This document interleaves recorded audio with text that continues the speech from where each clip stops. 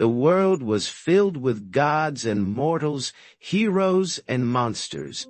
And in this epic setting, a legend was born.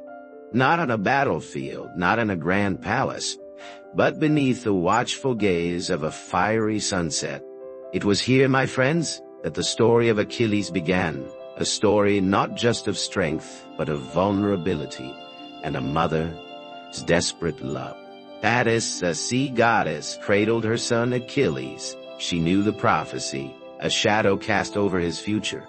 He would be a peerless warrior, but also a short-lived one, but father would not try to outwit fate. And so, driven by love, she sought the Styx, the river that flowed through the underworld, a place where even the gods feared to tread.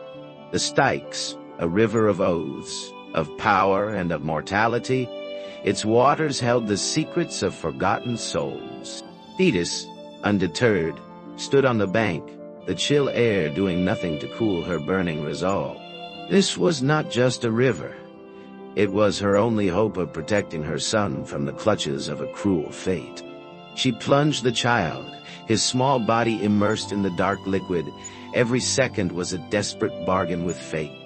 For this one act, she was willing to risk the power of the underworld itself. She believed she was making him invincible, forging a warrior who could defy death. And in that moment, most of him he became a force of nature, the greatest warrior the world had ever known.